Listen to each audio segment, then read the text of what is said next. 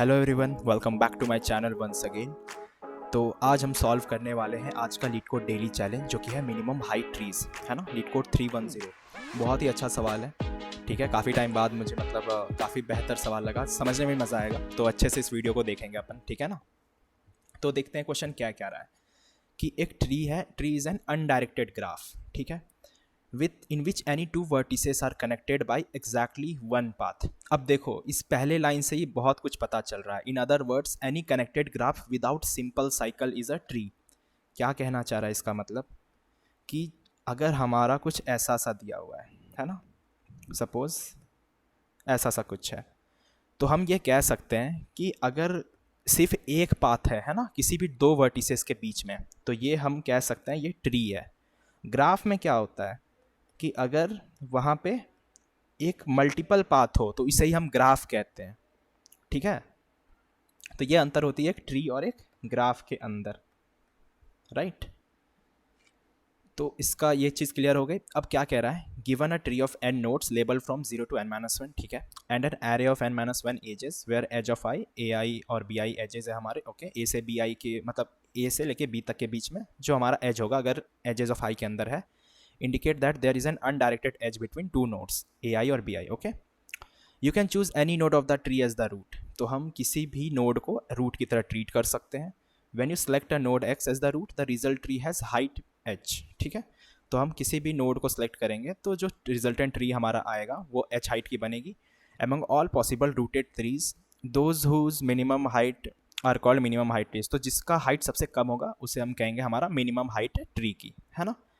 अब हमें क्या करना है, return a list of all minimum height trees root labels. You can return the answer in any order. The height of a rooted tree is the number of edges on the longest downward path between the root and the leaf. चलो, इनका तो हो गया, इनसे समझते हैं, example से समझते हैं। अब जैसे कि देखो, हमारे n इक्वल्स टू 4 है ना, इसका मतलब हमारे पास कितने नोट्स हो गए, 0 1 2 3, है ना, n-1 नोट्स है हमारे पास। अब देखो ये क्या कह रहा है कि हमारी जो एजेस के इन एक लिस्ट दे रखी है ना, लिस्ट ऑफ लिस्ट है बेसिकली। तो 1 से 0 का क्या मतलब है कि 1 से 0 के बीच में एक एज है। 1 2 का क्या मतलब है, 1 से 2 के बीच में एक एज है। सिमिलरली 1 से 3 के बीच में भी एक एज है। इसका मतलब हम हर एक जो नोड हमें है ना, हर एक नोड जो हमें दिया हुआ है 0 1 2 3, तो सबको एक एक बार पहले हम रूट बना के देखेंगे। जैसे देखो, इनिशियली हमारे पास 0 वाला नोड है, 0 से 1 के बीच में एक एज है, वो हमें पता है। 1 से 2 के बीच में भी एज है और 1 से 3 के बीच में भी एक एज है। तो एक एक हमारा ये ट्री बन गया, है ना। सिमिलरली हमारा एक 1 को जब हम रूट नोड बनाते हैं तो 1 से क्या कनेक्टेड है, एक 0 कनेक्टेड है, एक 2 कनेक्टेड है, एक 3 भी कनेक्टेड है। सिमिलरली जब हम 2 को अगर रूट बनाते हैं तो एक चीज़ पता चल रही होगी कि हम हर एक नोड को एक बार रूट की तरह ट्रीट कर रहे हैं ना, उसके बाद हम जो एजेस हैं उनको कनेक्ट करके देख रहे हैं। तो इसमें जो सबसे मिनिमम हाइट निकलेगी वो हमें रिटर्न करना है। अब यहाँ पे देखो, सबसे मिनिमम हाइट किसकी लग रही है, अगर हम 0 से नीचे की ओर देखें तो हाइट कहाँ तक जाएगी, लीफ नोड तक जाती है। तो 0 से 1, 1 से 2, तो यहाँ तो हाइट 2 दिख रही है। अगर हम 1 वाले को देखें तो 1 से 0, 1 से 2, 1 से 3, तो सबकी हाइट मतलब 1 ही दिख रही है हमारी, है ना। यहाँ पे कितनी हाइट है, 2 से 1, 1 से 0, तो यहाँ भी 2 हाइट आ जाएगी। 3 से 1, 1 से 0, यहाँ भी 2 हाइट है। तो हम कह सकते हैं जो हमारी मिनिमम हाइट आएगी इस वाले केस में, तो वो 1 है ना। अगर 1 अगर हमारा रूट नोड रहेगा तो हम कह सकते हैं कि वो हमारी मिनिमम हाइट ट्री की रहेगी, निकलेगी वहाँ पे। तो हम 1 रिटर्न कर देंगे आंसर में। सिमिलरली यहाँ पे भी ऐसा कुछ है कि हमारे पास n इक्वल्स टू 6 है, मतलब हमारे पास 6 नोड रहेंगे, 0 to 5, ओके। तो एजेस हमारे पास वैसे ही हैं, 3 से 0, 3 से 1, तो हमें दिख रहा है कि 3 से 0, 3 से 1, 3 से 2, 3 से 4 और 4 to 5 भी एक है ना। तो हम इसमें देख सकते हैं कि कौन कौन से नोड से हम कर सकते हैं। तो 0 से अगर हम करेंगे तो इनके अपने रिस्पेक्टिव ट्री बनेगी। तो यहाँ आंसर 3 और 4 की ही बन रही है, क्योंकि इसकी मैक्स हाइट हमें 2 दिख रही है ना। तो 2, बाकी में हो सकता है ज़्यादा भी आ रहा होगा इसमें, ओके। तो हमें इससे क्या चीज़ पता चल रही अभी तक, अगर हम इस क्वेश्चन में ध्यान दें तो हमें क्या करना है, हमें सारे रूट नोड पे ट्राई करना है ना, सारे नोड पर ट्राई करना है। उसके साथ हमें चेक करना है क्या, find height of every tree, है ना, सबकी हाइट कितनी है। यही तो हम कर रहे हैं ना अभी, बेसिकली देखा जाए तो पहले तो हम हर एक नोड को पहले रूट की तरह ट्रीट करेंगे। उसके बाद उस हर एक रूट नोड से हम उसकी हाइट को जनरेट करेंगे। तो अगर देखा जाए तो इसकी भी ऑर्डर ऑफ n आएगी, है ना। अगर पहले सारे रूट नोड पे जाने के लिए, हर एक नोड को रूट की तरह ट्रीट करने के लिए, उसके बाद उस पर्टिकुलर नोड के अंदर भी हमें ट्री कंस्ट्रक्ट करनी पड़ेगी, तो वो भी ऑर्डर ऑफ n की तरफ चली जाएगी।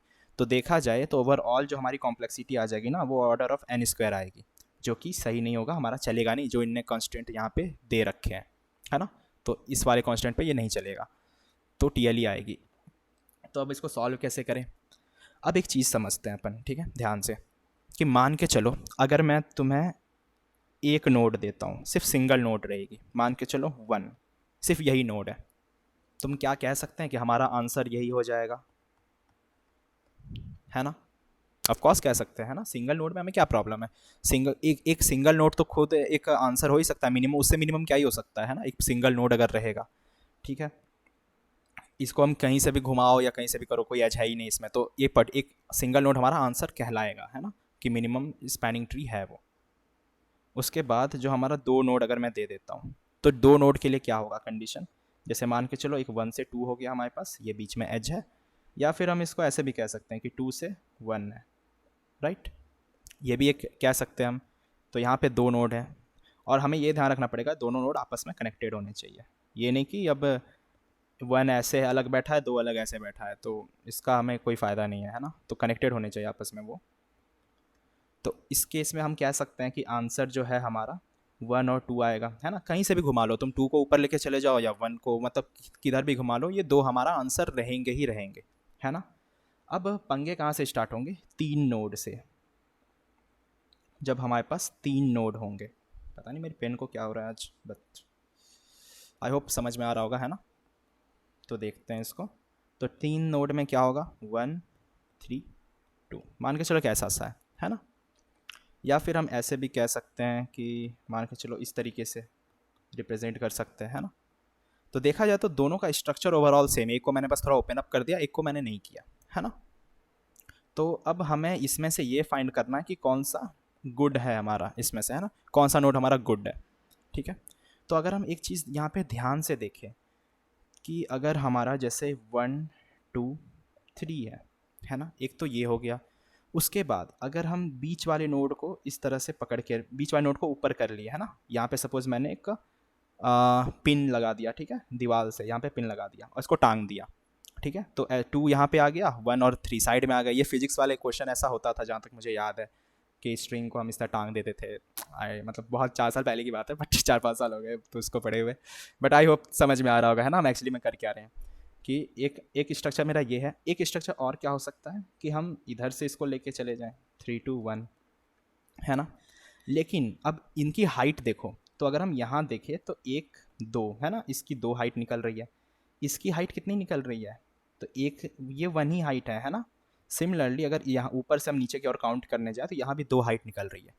तो क्या कुछ पता चल रहा है क्या, कि अगर हम ट्री को लीफ वाले नोड से उठाते हैं या लीफ वाले नोड से पकड़ते हैं, किसी भी साइड के लीफ से, सपोज 1 से भी या 3 वाले साइड से भी, है ना, नीचे वाले लीफ नोड से भी, तो हमारा जो लेंथ होगा वो लंबा आ रहा है ना, वो लॉन्ग आ रहा है।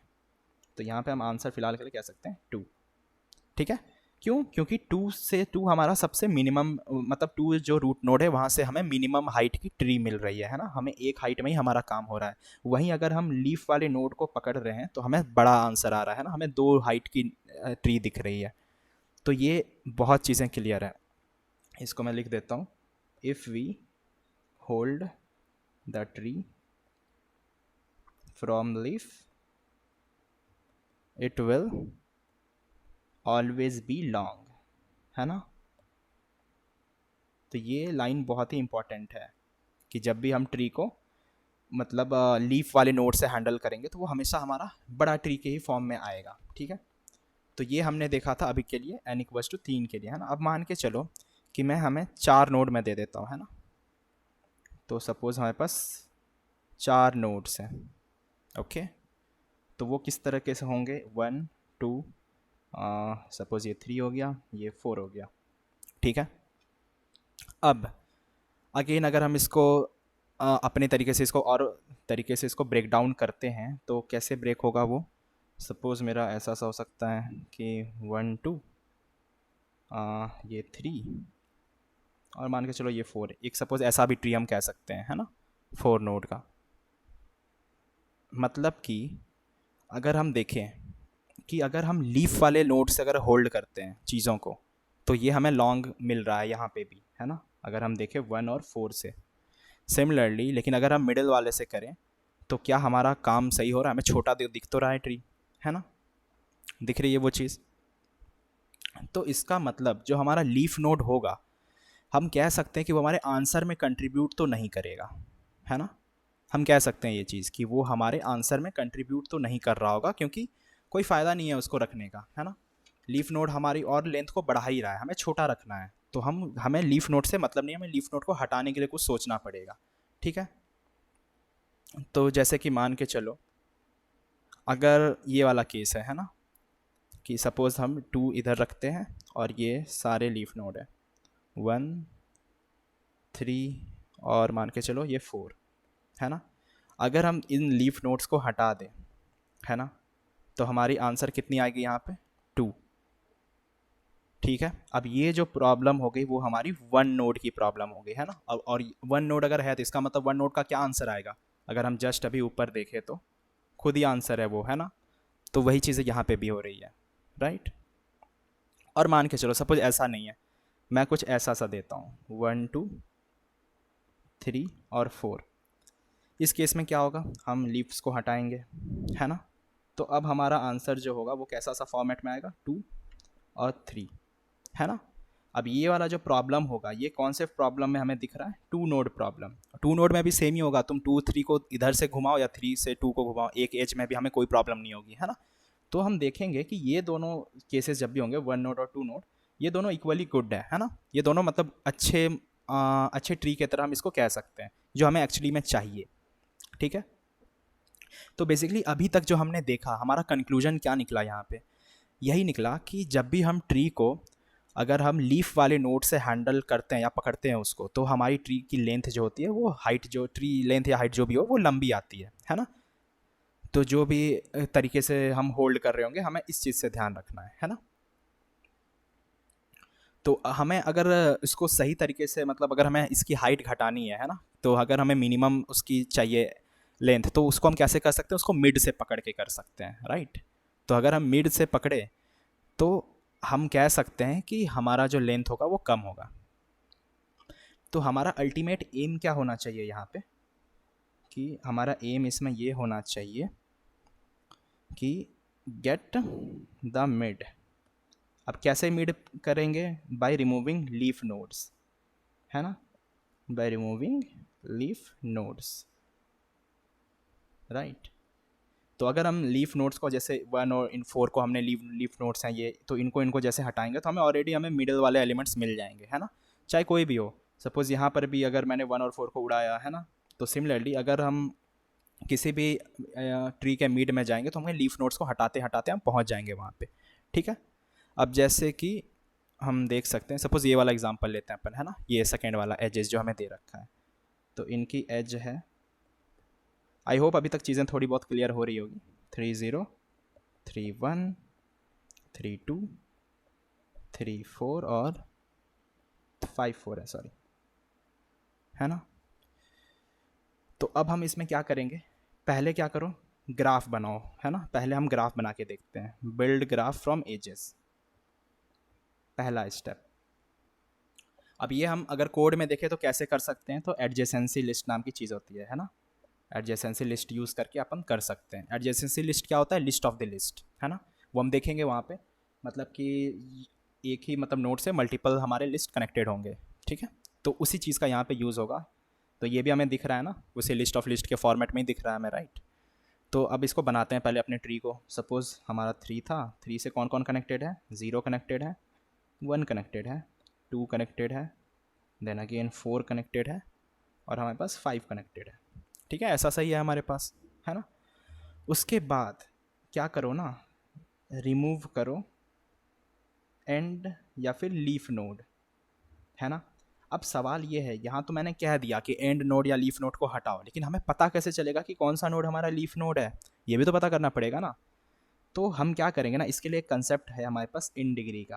तो डिग्री जिसकी भी 1 हो वो हमारा लीफ नोड होगा। इसका मतलब वहाँ से एक ही एज कनेक्टेड है, राइट, और वो लीफ नोड ही होगा हमारा। तो जिसकी भी डिग्री हमारे पास 1 होगी, तो यहाँ पे 0 1 2 सपोज ऐसा सा है, 4 और 5, तो अब जैसे देखो तो 0 की भी एक डिग्री है ना, 1 भी सिंगल है, 2 के पास भी एक ही है, यहाँ पे 5 के पास एक कनेक्टेड है, 4 तो नहीं होगा क्योंकि 4 के पास डिग्री 2 है, एक 1 और एक 2 है ना, तो ये वाली कटेगी, बाकी वो वाली तो अटैच ही रहेगी। तो अब अगर देखो तो यहाँ पे क्या हो गया हमारा, ये 3 और 4 में इसमें कन्वर्ट हो गया है ना, और कह सकते हैं हम कि ये हमारा आंसर है। 2 नोड अगर है तो 2 नोड हमारा वो पर्टिकुलर आंसर कह सकते हैं, और आउटपुट भी देखो तो यहाँ पे 3 और 4 ही है। तो अब थोड़ा क्लियर हो रहा है कि किस तरीके से हम यहाँ पे दो कंसेप्ट का यूज़ कर रहे हैं। पहला हमें मिड निकालना है, मिड कैसे निकालना है, लीफ नोड्स को हटा करके हम निकाल सकते हैं, ठीक है। और लीफ नोड कैसे ढूंढना है, जिसकी भी डिग्री 1 रहेगी। आई होप ये 2 लाइनें इंपॉर्टेंट है ना, ये 2 केस से ही हमें चीज़ें समझ में आ रही होंगी, ठीक है। उसके बाद अब हमारे बेस केस क्या होगा, है ना। बेस केस में मैंने क्या बोला था कि 2 चीज़ें हो सकती है, या तो वो सिंगल नोड हो या फिर दो नोड हो, है ना। दोनों ही हमारे लिए आंसर होंगे। अगर सिंगल नोड है तो वो खुद में ही का आंसर है, अगर 2 नोड होंगे जैसे यहाँ पे 3 4 है तो ये भी हमारा आंसर होगा। इसका मतलब जब हम रिमूव कर रहे होंगे लीफ वाले नोड को, तो हम क्या करेंगे ना, एक कंडीशन यूज़ करेंगे while n is greater than 2, ठीक है।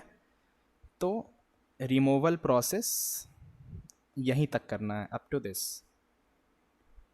तो जो हम रिमूव करेंगे ना वो इतने ही नोड्स के लिए, या तो दो होना चाहिए या 2 से कम हो, 2 से कम भी चलेगा, है ना, सिंगल नोड तक एटलीस्ट। 2 से ज़्यादा और 3 नोड आ गए तो उसे हम नहीं कहेंगे, है ना, वो भी हमारा लीफ नोड ही बच जाएगा एटलीस्ट लास्ट में। तो मिनिमम 2 नोड तो हमें चाहिए आंसर के लिए, ठीक है। तो इसका मतलब यही होता है कि या तो हमारा सिंगल नोड भी आंसर है और 2 नोड भी आंसर होगा, और वही हमें चाहिए, है ना। हमारा बेस केस ही वही है कि या तो 1 नोड होना चाहिए या फिर ऐसे 3 4 जैसे हमारा ऊपर है वो 2 नोड होना चाहिए, ठीक है। चलो, तो आई होप यहाँ तक चीज़ें क्लियर होगी। अब थोड़ा हम कोड में समझते हैं, है ना। मेन कंसेप्ट हमारे पास यही था कि हमें यहाँ पे मिड निकालनी थी, ठीक है। मिड कैसे निकालेंगे, लीफ नोड्स को हटा के, और लीफ नोड्स कैसे चेक करेंगे, 1 डिग्री जिसके पास होगी वो चेक करते हुए। तो अभी तक जो मैंने ऊपर से ये चीज़ें बताई, ठीक है, आई होप ये चीज़ें क्लियर होंगी, है ना। इसलिए मैंने हर एक नोड के लिए देखा कि 1 नोड के लिए क्या होगा, 2 नोड के लिए क्या होगी, 3 नोड के लिए क्या सी चीज़ें आएंगी, है ना। तो 3 नोड में ही हमने देखा कि यार अगर हम मिड में रखते हैं चीज़ों को, है ना, कोई मिड वाले नोड से अगर चीज़ों को उठाते टांग देते हैं तो हमें दिखेगा कि यहाँ पे एक ही हाइट में, मतलब मिनिमम कम हाइट आएगी, रादर देन अगर हम लीफ नोड से पकड़ते हैं तो वो लंबी हाइट आएगी, है ना। 1 को अगर हम उठा के टांग देते हैं तो 1 2 3, तो यहाँ पे 2 हाइट बन जाएगी। वहीं अगर हम 2 को अगर ऊपर करें तो यहाँ पे 2 हाइट ही हमें, मतलब एक हाइट दिख रही है ना, 2 से 1 अटैच है, यहाँ पे 3 भी अटैच है। सिमिलरली अगर 3 लीफ नोड है हमारा, लीफ नोड से वापस करेंगे तो इनकी 2 हाइट हो गई वापस। तो आई होप ये वाला, इसी से हमें पता चला कि इस वाले से मिड की यूज़ हम कर सकते हैं। तो मिड हम कैसे निकाल सकते हैं, लीफ नोड को बाहर करके, राइट। तो वही होगा, जैसे यहाँ पे मान के चलो लीफ नोड को अगर हम ब्रेक करेंगे तो 1 हट जाएगा, 3 हट जाएगा, सिंगल नोड बन गया 2 हमारा, और आंसर देखो हमारा 2 ही तो है। तो आई होप कंसेप्ट अब थोड़ा क्लियर हो गया होगा कि बेसिकली हम क्या कर रहे हैं, क्या समझ रहे हैं, है ना। तो अब इसको मैं कोड वैसे ऑलरेडी कर चुका हूँ, तो मुझे समझाना ज़्यादा था तो इसलिए मैंने कोड को ऑलरेडी लिख लिया है।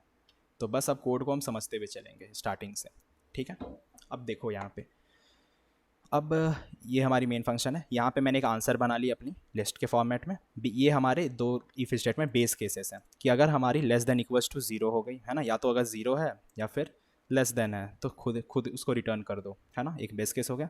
उसके साथ ही साथ अगर हमारी वो एक ही एलिमेंट है n इक्वल्स टू 1, तो अगर एक ही नोड तो वही हो गया, वो वही हमारा आंसर हो गया, है ना। अगर उसके पास कोई एज ही नहीं है, एक पर्टिकुलर एलिमेंट है, तो हम क्या सकते हैं उससे मिनिमम क्या ही होगा, तो वही चीज़ है, वो सीधा आंसर में, हमारे आंसर वाले लिस्ट में ऐड कर दो और रिटर्न कर दो उसको, ठीक है। ये 2 हमारे बेस केस हो गए। उसके बाद हमने क्या किया, यहाँ पे एक डिग्री बना ली डिग्री को स्टोर रखने के लिए, और ये हमारी एडजेसेंसी लिस्ट है, देखो लिस्ट ऑफ लिस्ट, ये हमारा ग्राफ है बेसिकली, है ना, GR से मतलब ये ग्राफ को रिप्रेजेंट कर रहा है। और अब एडजेसेंसी लिस्ट के अंदर क्या होता है, हम कैसे ऐड करेंगे, तो हर एक ग्राफ के लिए एक पर्टिकुलर एरे लिस्ट वो ऐड करेगा, है ना, जितने नंबर भी चीज़ें रहेंगी, जितने नंबर ऑफ एलिमेंट रहेंगे सबके लिए अपनी अपनी वो लिस्ट ऐड करेगा, ये एजेस का काम करेगा, है ना। तो एजेस को हम इस ग्राफ के अंदर ऐड करेंगे, कैसे कर रहे हैं, तो ये देखो यहाँ पे, तो जो इनने एजेस हमें दे रखी है, तो यहाँ तक जो चीज़ है, यहाँ पे इस वाले पार्ट तक ये हम ग्राफ कंस्ट्रक्ट कर रहे हैं अपना, है ना, पहले अपने ग्राफ को डिज़ाइन कर रहे हैं सारे एजेस को आपस में कनेक्ट करके। तो ये जो हमने किया int E in all ages, तो ये जो ई ऑफ 0 E1 ये यू वी की तरह है ना, जैसा कि इनने ऊपर में दे रखा था कि सॉरी ए बी दे रखा है, तो ए और बी के बीच में एज है। तो कैसे होगा, तो पहले तो जो जैसे हमें वो एलिमेंट मिला उसकी डिग्री को बढ़ा दो, है ना, कि हाँ यार एक आपस में कनेक्ट होगा तो उसकी डिग्री तो 1 हो जाएगी, है ना। उसके साथ उसको गेट करो और कनेक्ट करो कि ई ऑफ 0 को गेट करो, उसके अंदर E1 वाले को ऐड कर दो, है ना। सिमिलरली E1 वाले को गेट करो और ऐड कर दो E0 वाले में। तो इससे क्या हुआ, उनके बीच में एज बन गई आपस में, तो वो हमारा एक पर्टिकुलर ग्राफ बन गया उस पर्टिकुलर जगह पे। उसके बाद अब हम यहाँ पे क्यू रिप्रेजेंट कर रहे हैं। अब क्यू से हमें एक चीज़ दिख रही होगी कि हम यहाँ पे बी एफ एस की यूज़ कर रहे हैं, है ना। अब बहुतों के अंदर ये सवाल आएगी कि यार बी एफ एस कहाँ से आ गया, बी एफ एस क्यों यूज़ कर रहे हैं हम यहाँ पे, है ना। तो एक सवाल आएगा, वाई बी एफ एस, ठीक है। अब हम यहाँ पे क्यों यूज़ कर रहे हैं बी एफ एस, तो अगर तुम ध्यान दो तो हम हर एक स्टेप पे क्या कर रहे हैं, हम हर एक स्टेप पे ये कोशिश कर रहे हैं ना कि हम लीफ नोड्स को मतलब रिमूव कर सके यहाँ पे, है ना। वही तो हमें चाहिए कि हम लीफ नोड्स को उस पर्टिकुलर जगह से हटा पाएँ, राइट। तो हम क्या करेंगे, हर एक स्टेप पे अपने जो अगले लीफ नोड्स आएंगे उसको हम रिमूव करते हुए चलेंगे, है ना। इस वजह से हम बी एफ एस करेंगे तो वो हर एक लेवल पे होता जाएगा, राइट। तो बी एफ एस क्या होता है, लेवल ऑर्डर ट्रैवर्सल होता है। तो हर एक लेवल पे हम ये कोशिश कर रहे होंगे कि उस पर्टिकुलर लीफ नोड को वहाँ से हटा पाएँ। इस वजह से हम यहाँ पे बी एफ एस का यूज़ कर रहे हैं। एक मिनट देना यार, गेट खुल गई मेरी, ऑलराइट सॉरी। चलो देखते हैं। तो ये होगी, इस वजह से हम यहाँ पे बी एफ एस का यूज़ करें, उसके लिए हमने क्यू बना लिया। अब देखो क्यू में एक्चुअली हो क्या रहा है कि जब हम क्यू के अंदर ट्रैवर्स कर रहे हैं, जिसकी जिसकी भी डिग्री 1 है उसको हम क्यू में डाल देंगे। अब डिग्री 1 अगर तुम देखो तो किसकी किसकी हो सकती है, तो यहाँ पे देखो 3 और 4 के बीच में 3 की डिग्री कितनी है, 1 है। 4 की डिग्री कितनी है, 1 है ना। और सिंगल एलिमेंट अगर है तो उसका केस हम ऑलरेडी ऊपर ही हैंडल कर लिए थे, राइट। बेस केस ही है वो हमारा कि अगर यहाँ पे सिंगल एलिमेंट हो तो पहले ही आंसर खुद ही रिटर्न कर दो। तो हमें किससे मतलब है, हमें जिसकी डिग्री 1 हो बस उसी वाले से मतलब है। उसके बाद जस्ट मैंने अभी ये चीज़ बताई थी n ग्रेटर देन 2, है ना।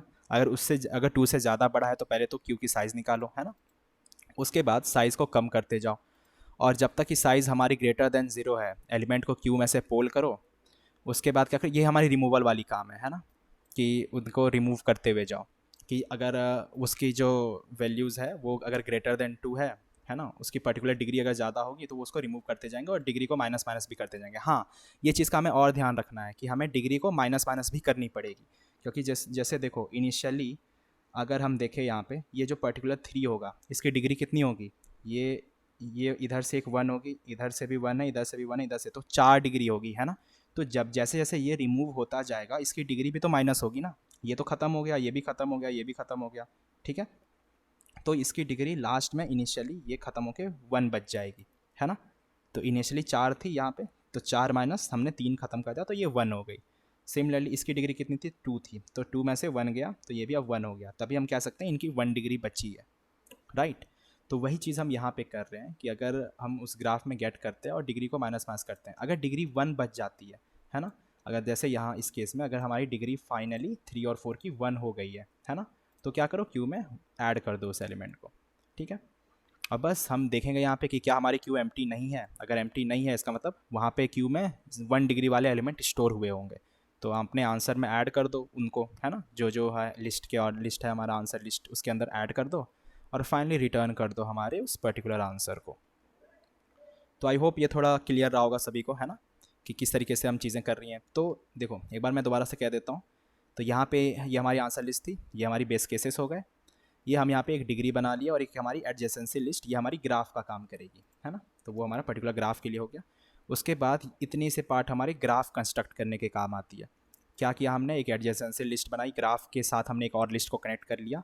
उसके अंदर फिर हमने एजेस को आपस में कनेक्ट किया, है ना। जो इनने एजेस हमें दे रखी है, जैसे 1 से ये वाला लेते हैं 3 से 0 3 2 1, तो हम आपस में एजेस बना लिए, तो ये हमारा ग्राफ की तरह रिप्रेजेंट हो गया आपस में, है ना। उसके बाद हमने बी एफ एस लगाया कि हर एक लेवल पर चेक करते जाओ, हमें रिमूव भी करना है। तो हम चेक करेंगे एन तक कि अगर जिसकी जिसकी डिग्री 1 है ऑलरेडी तो क्या करो क्यू में सीधा डाल दो। अगर नहीं है ऐसा कुछ, है ना, अगर हमारी जो पर्टिकुलर एन है वो ग्रेटर देन 2 है ना, तो क्या करो पहले तो क्यू की साइज़ निकाल लो, है ना। उसकी जितनी भी साइज एन है उसको माइनस करो उसको, राइट। और फिर उसको रिमूव करते जाओ जितने भी एलिमेंट हैं। अगर साइज़ हमारी स्टिल ग्रेटर देन 0 है तो क्या करो एलिमेंट को पोल करो, बाहर निकालो। उसके बाद उसको गेट करके उसकी डिग्री को घटाते हुए जाओ, है ना। जैसे जैसे एलिमेंट वो हम बाहर करते जाएंगे हमारी डिग्री कम होती जाएगी, जैसे मैंने अभी देखा था 3 वाले से कम हो रहा था वो, है ना। जो हमने ये वाली चीज़ अभी देखी, है ना, जैसे जैसे 0 1 2 ये हटते गए, ये हमारी यहाँ पे डिग्री भी कम होती गई। उसके बाद फाइनली अगर डिग्री हमारी 1 जब बच जाती है तो क्यू के अंदर पुश कर दो और उसके बाद बस हम अपने आंसर में ऐड कर देंगे वो क्यू वाले जितने एलिमेंट्स बच गए, ठीक है। एक बार रन करके देखते हैं। चलो हमारा कोड चल रहा है। तो आई होप इस वाले क्वेश्चन में कोई डाउट नहीं रही होगी किसी को, है ना। स्टिल अगर किसी पार्ट में बच गई है डाउट तो आप लोग बता सकते हो मुझे, लेकिन मुझे नहीं लगता अगर आप लोगों ने समझ के किया होगा इसको, है ना, समझ के अगर इस पूरी वीडियो को आप देखे होगे तो आई होप ये अच्छे से क्लियर हो गया होगा, है ना।